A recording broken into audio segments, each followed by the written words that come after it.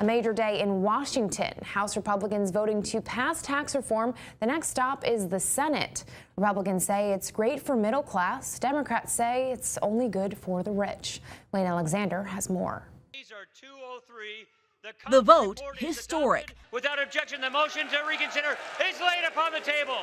House Republicans passing the biggest tax overhaul in a generation. Today, we are giving the people of this country their money back. This is their money after all. Under the plan, most Americans will receive a tax cut. In February, on February 1st, look at your paychecks because you'll see the tax relief we delivered today.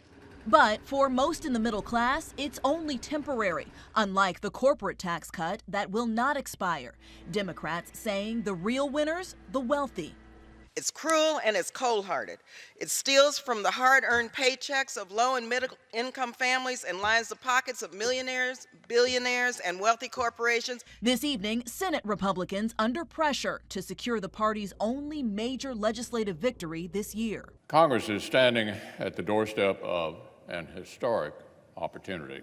But also a political gamble. Polls show the bill is opposed by more than half of the American people. This tax bill will be an anchor around the ankles of every Republican. If they haven't learned it yet, they're going to learn it next November. The Senate vote, the final hurdle before getting the bill to President Trump's desk. And right now, it's unclear when President Trump would actually sign the bill. It could be next week or even early next year. Blaine Alexander, NBC News, Washington. Welcome back. It was a big day in Washington. A lot of news with the tax bill. And right now, financial advisor Caleb McCarty joins me. Caleb, thanks for being here. Thank you so much for having me. Of course. So tell us, what does this bill mean for the middle class? Well, we still have to wait till it gets passed, actually, right? But what we think it means is the standard deduction. I'll just talk about what we know that it means. The standard deduction is going up. So for married filing jointly, for example, it goes up to $24,000. We do know that the child tax credit will go from $1,000 to $2,000. And so for most Americans, you know, they will see a paycheck increase in February of next year, about 80% of them. Not too bad. Yep. But what about the fact that some of these tax cuts are not permanent? Yeah, that's a good question. And, you know, it'll be great to see the final bill, what it means. But a lot of what we've been shown is it goes out to 2025. And then some of these things go away. So we'll have to see what the final bill means. And then I always recommend see your financial professional, of course, see your CPA once it's final so you can actually prepare. Right, and still a lot of steps to take too. Yes.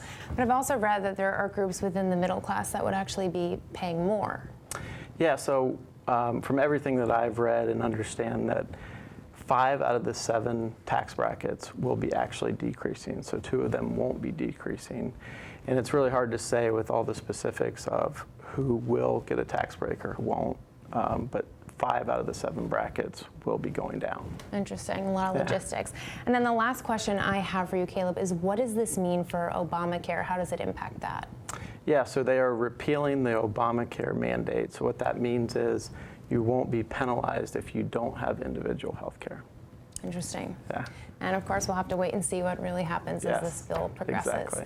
Well, Caleb, thank you so much for being with us. Happy holidays. Happy holidays to you as well.